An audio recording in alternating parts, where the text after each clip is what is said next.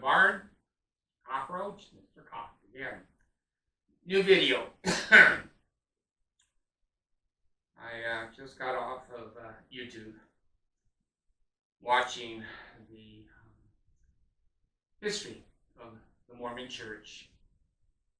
The atrocity after atrocity after atrocity. The evil after evil after evil. I don't know how I got mixed up with that cult. I don't know how. My parents got converted when I was 7 years old. The stake missionaries were knocking on doors in Michigan, Midland, Michigan.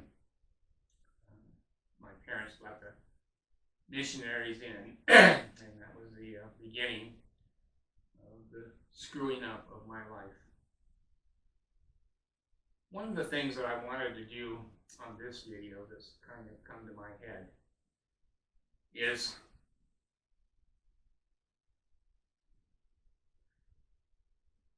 in life, most humans are groupies. They love to do things together. They're very, very social. They need accolades. They need validation. They need friendship. And they need companionship. They need to be part of other things. Humans don't seem, I'm sorry to keep clearing my throat, it's obnoxious, but you know, that's my container. I'm 77 years old. You don't like it? Turn the damn thing off.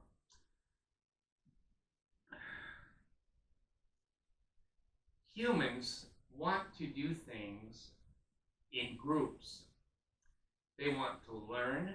They want to progress. They want to socialize.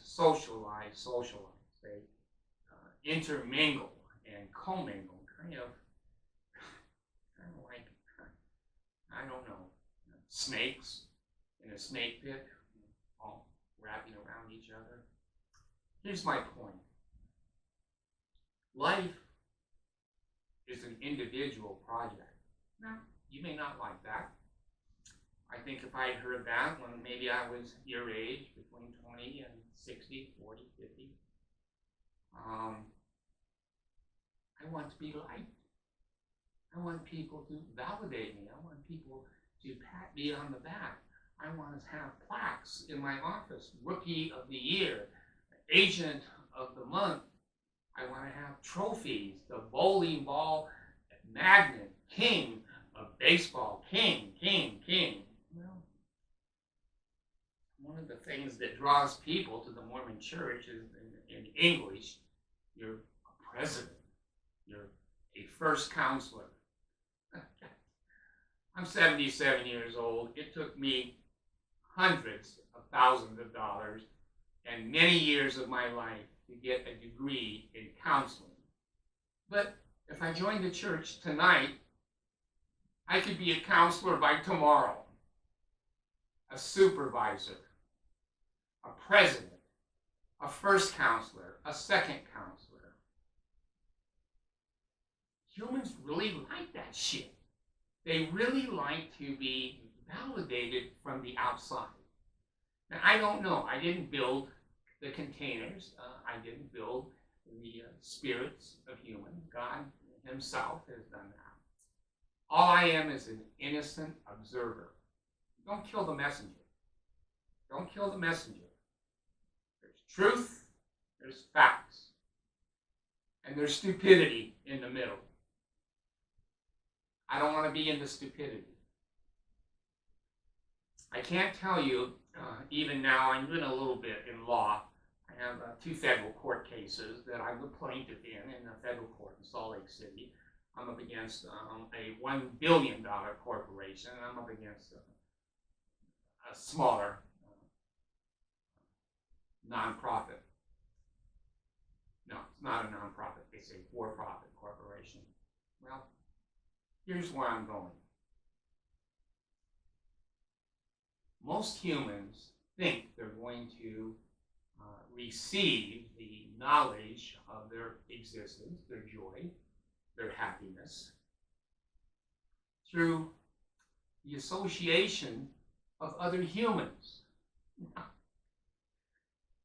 That's the blind leading the blind. I learned success, joy, comfort, peace in life is self-earned. It's not a group. It's not that you have 10 friends and they've taught you all these things and you're all going to progress as a group to be peaceful, joyful, happy, understanding, wisdom, educated, etc. It doesn't happen in groups, people. It happens individually. I'm bipolar, one, so I don't have the great need that the rest of you do for socialization. I like being alone. I really like being alone because I find that most people that are here in certain groups and containers with their age, their wisdom, their lack of understanding, I don't really want to be around. And you know what? They don't want to be around me.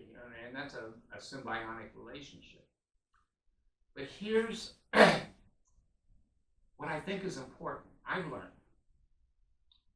If I want to learn about who I am, why I'm here, and where I'm going, I want to learn the principles of a successful life for my container to feed me information to my spirit, my energy body, to give me experience so that I can get educated and gain wisdom, peace, joy. I have to do that on my own. Now, I have one of my master's degrees is in teaching, college level teaching. Certainly, we need mentors. It's wonderful to have a teacher, Reed Bradford at BYU, Truman Madsen at BYU. There were a couple of key people that were mentors to me when I was 20. So we do need mentors, but mentors are different than getting on the horse together. One horse, not going to work. You and I have to ride our own individual horse. Now, yeah, we can ride with other people, but the fact of the matter is, if our friend's horse falls off a cliff, doesn't mean we fell off the cliff. They fell off. If we fall off the cliff, it means we fell off. We're not really connected. We think we are. As human beings, we go, well, families are forever. No, they're not. They're not even for time here on this earth and planet. Everybody dies. Families are broken up all the time. Divorce, disability, whatever. We want to get together with a group that is going somewhere. Now, part of that motivation for humans is they're lazy. They don't want to pull the wagon by themselves. They want to get a whole group pushing, put your shoulder to the wheel, push along, and they're going to push a little lighter because other people are pushing heavier. That's human nature. Most humans don't want to pull their own load. They want to put that responsibility and work off to other people. They're freeloaders. They're scammers. They're cheaters. They're thieves. They have a large opinion of themselves, which is not supported by facts. They have their own truth. It's not supported by facts.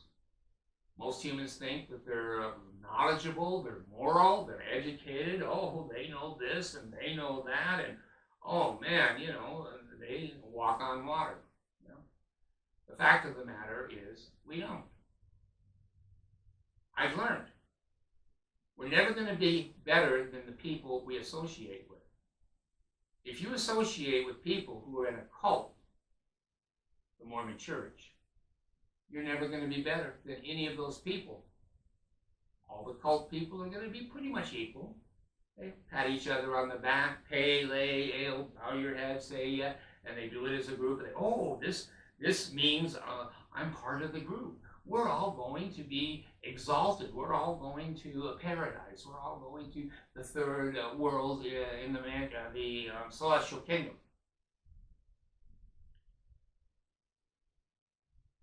again, don't kill the messenger. These are things I've seen with my own eyes, my own ears. I've lived 77 years, and I haven't sat in that chair for 77 years. I've done some things in this world. I have 14 children. I have 7 wives.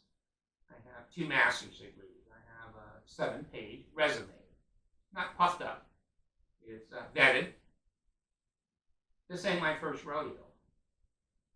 I've learned a successful life is done independently. It's by me and by you.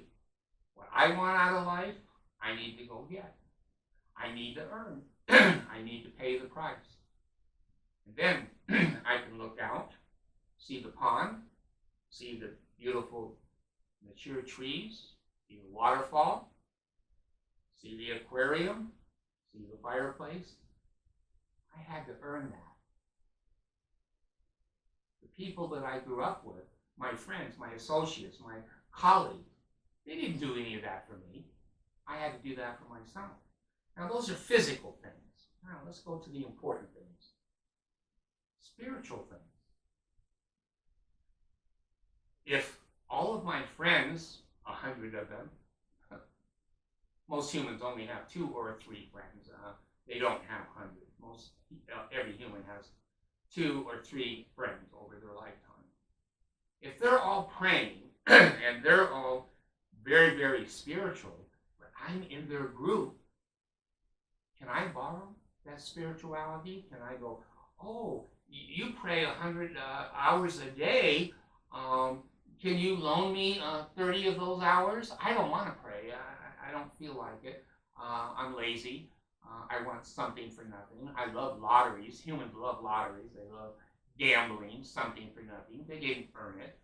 They're lazy. They think that they're going to get lucky, if you want to call it that. We have to earn spirituality on our own. I have a couple of vices. Diet Coke, potato chips, beautiful women, fast cars. I'm still weak.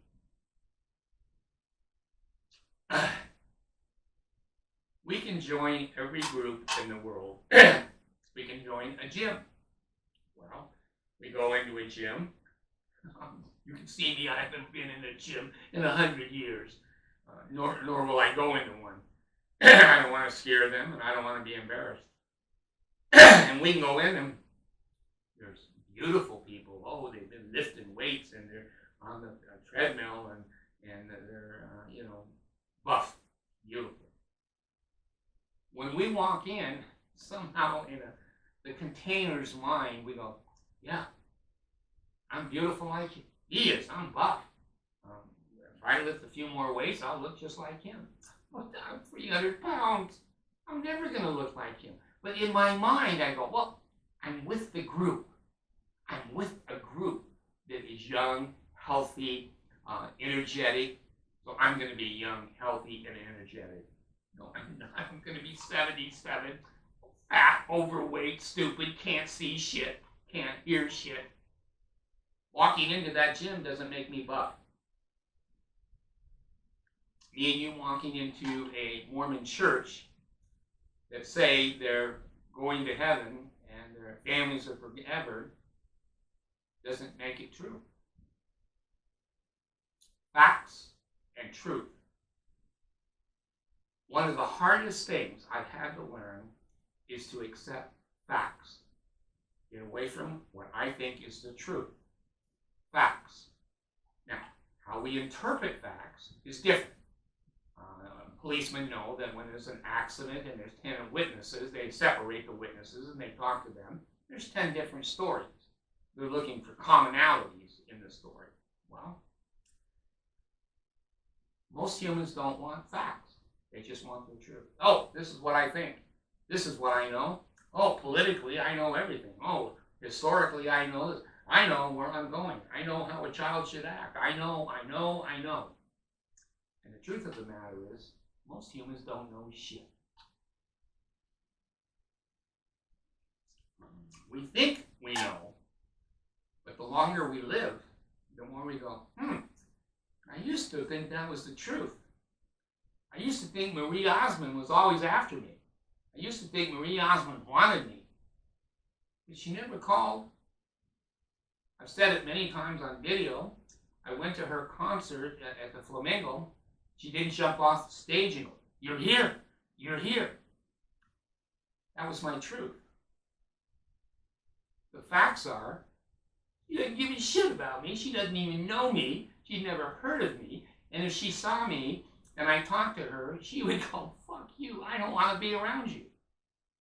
I don't want to hear those facts.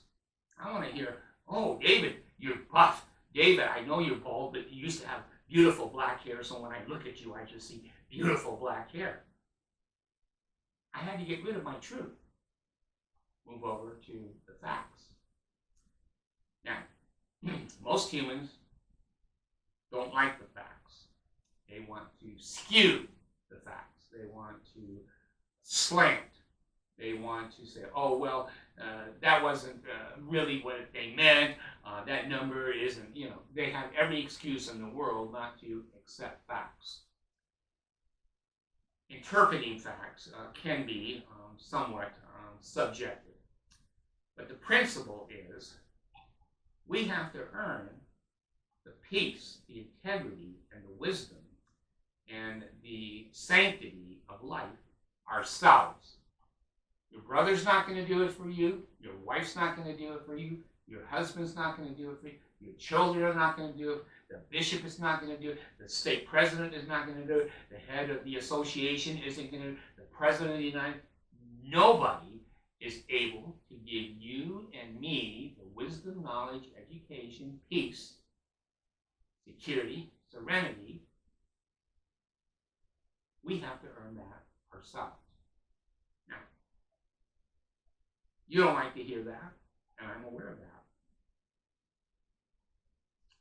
It's been hard for me to accept.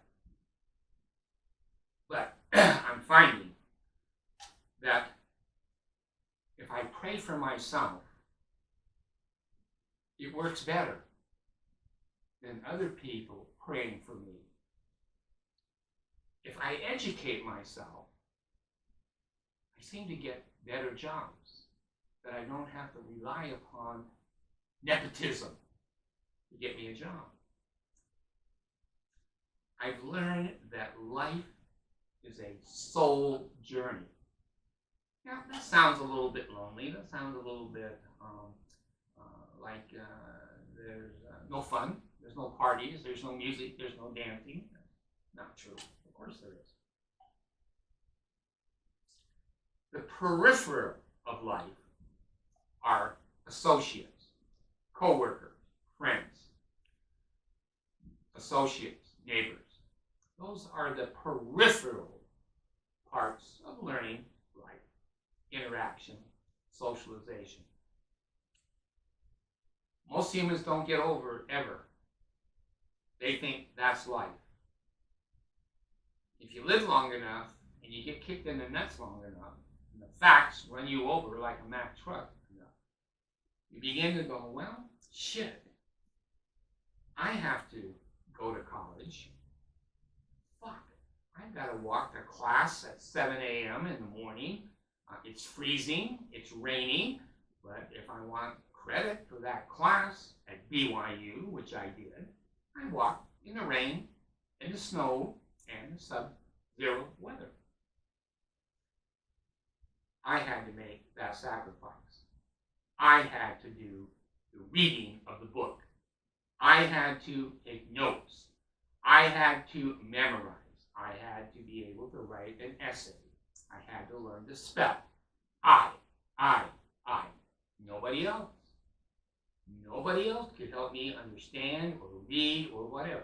Now, of course, like I said, there are mentors, and there's parents that can help us, and spouses and children and friends that can encourage us. They can kind of be little cheerleaders and maybe help us do a test and monitor us and help us a little bit. But when it comes down to it, it's me and you.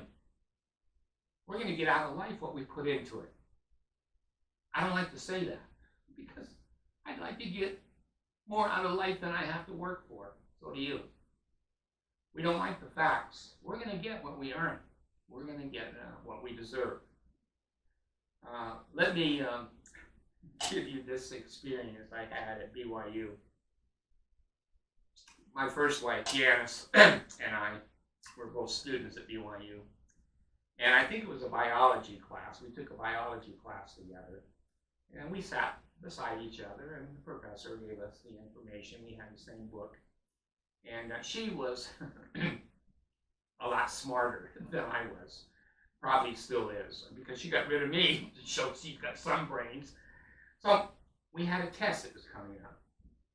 And it was pretty rigorous. It had a lot of biological and a lot of scientific theories and genes and chromosomes and chloroplast and trilobites and all the other shit that I had to go through.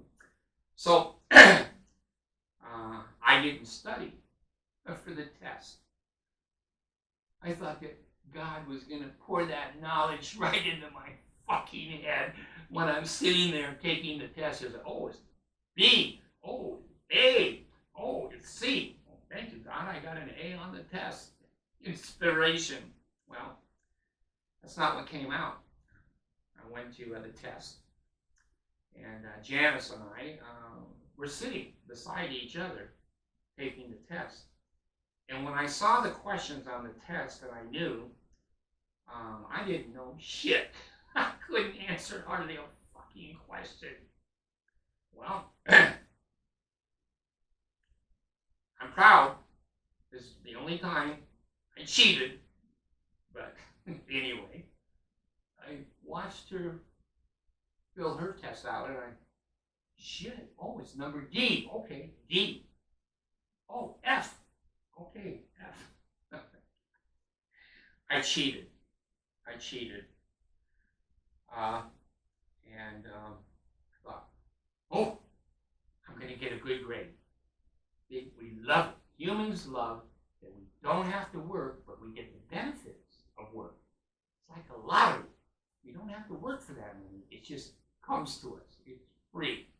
Well, spirituality, there's nothing free. You earn everything you get with spirituality by you and me working for it. So anyway, we took the test.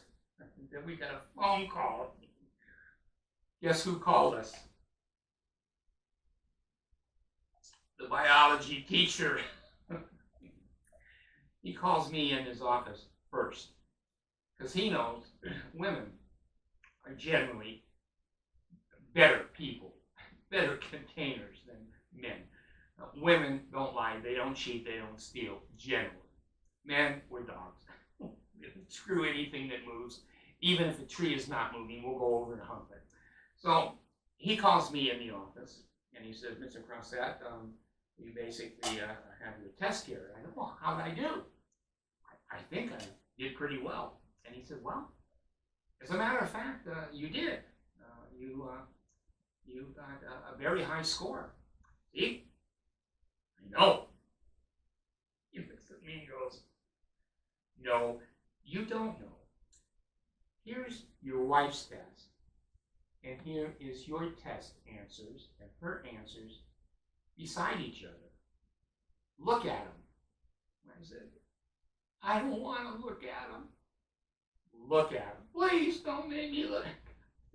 So I bent over and I looked at him and I said, you know, it's amazing that every answer she made on her test score, you made the same answer.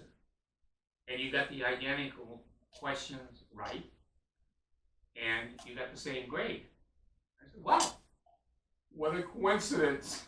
He goes, no, it's not a goddamn coincidence. You're an asshole. You cheated. Well, maybe. I later took statistics at BYU. I'm really good at statistics. I was in the third standard deviation on this test. The probability of two people on a 100-page test questionnaire having the identical answers was astronomical. So, there's the facts. My truth was, I didn't cheat, it's a coincidence. The facts are, statistically, it's 1 in 10 billion that you would come up with the same answers. So, I did finally get, I think I got a D in that class finally, because I had to take the test over. When you cheat God, he makes you do it over. And when you cheat a BYU professor, he makes you do it over too. So I had to take the test over, and this time my wife was not allowed anywhere near in the little isolated room that I took the test in. Well, the principle is this: we get what we earn. Physically, mentally, spiritually, financially, emotionally, we get what we earn. None of it is free. None of it is free. If we want more, we work more. My dad had a very strong work ethic. The pedophile, my dad. And he always said to me, David, if you want more money, work harder, work more. That's how you get more money. You don't steal, you don't lie, you don't cheat. You want to work more, you get more money. So, that principle is true spiritually, just like it's true physically. You and I are going to get what we earn. I got a master's degree, a couple of them, hanging on the wall there in the hall. I had to go to school 7 o'clock in the morning and walk in the snow, uphill both ways. I had to miss birthdays. I had to miss Christmas, Thanksgiving. I had to work nights, split shifts, odd shifts, shit jobs. But I did it. I've got that degree, 2 of them, hanging on the wall. One of them, I rode a motorcycle in Oklahoma in the winter, an hour from my home to Tahlequah University in Tahlequah, Oklahoma, Northeastern State University. I was wrapped up like a fucking mummy. I had to get off that motorcycle at least every 20 or 30 minutes and run into a 7-Eleven shaking and getting warm enough to get my ass back on that bike and get to class. Well, I have the degree on the wall. You probably don't. Maybe you have a better degree on the wall. Maybe you work harder. Good for you. But those that don't have the degree are not going to have the same knowledge that I have, that I got out of the school. They're not going to have the same experience. They're not going to have the same ability to access society and jobs. I earned that. It was hard. Hard. Have you ever ridden a motorcycle in the snow? A 2-wheeled motorcycle on ice and snow. I earned what I got there. I'm proud of that. It taught me a lesson. It taught me a spiritual lesson. I'm going to get what I earn. If I pray, if I help other people, if I'm concerned about other people, if I'm concerned about the principles of Christ, when I wake up in the morning, I try to be Christ-like, better tomorrow than I was today, helping other people, being kind, being understanding, being patient. I'm going to earn spirituality. It doesn't come free. You don't wake up in the morning at 20 years old and you've been an asshole for 20 years and suddenly you're walking on water. You've turned a Christian. You've turned Christ-like overnight with no effort. Even stupid people go, oh, he's probably right there. That's not going to happen.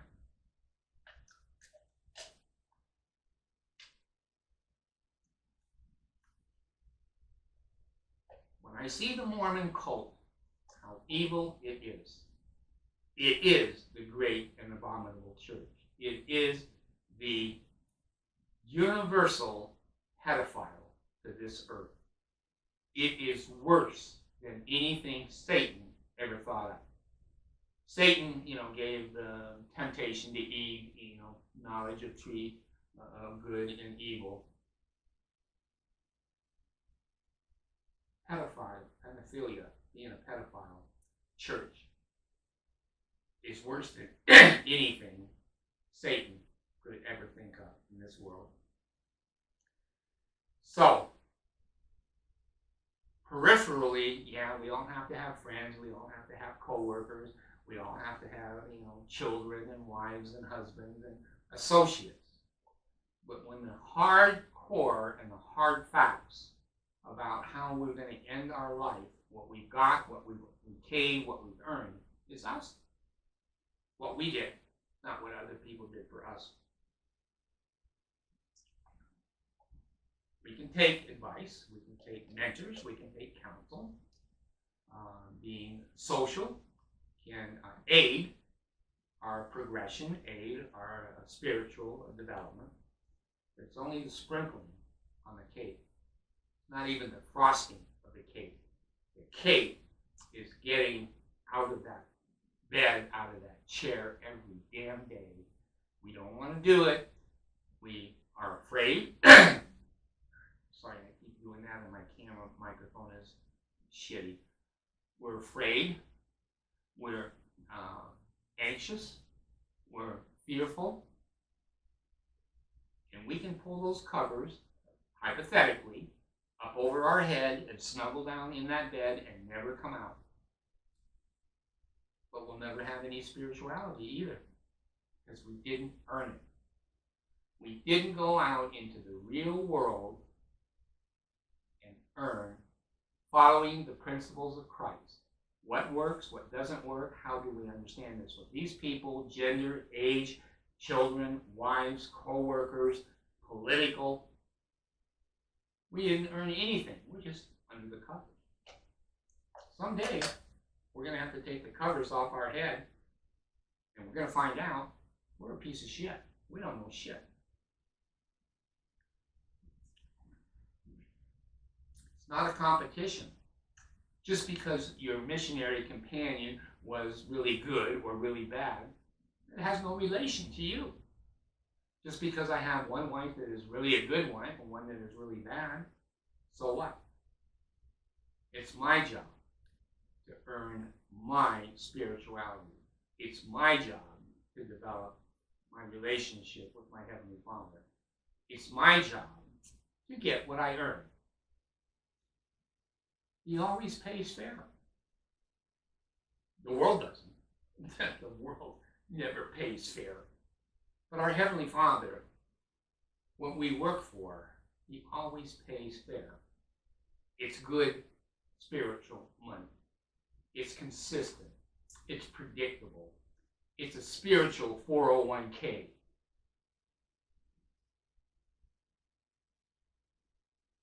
There's something in the back of my mind. I guess I'll end my video on this. I was watching the Hosanna shout just a few minutes ago. I remember when I first went into temple that I didn't have enough money to buy temple clothes. I had to buy the white pants and the socks and the shoes and the shirt and the tie and the garments. I was young. I was 20, 19 years old. I couldn't afford all that. And when you went to the temple, I think, I know in those days you could rent those clothes in the temple. You couldn't afford them. You go into the temple, and they had a big counter there and a whole bunch of shelves with different size belts and pants and shoes and socks and ties. And you had a piece of paper, and you put on it, size, fat ass, big feet,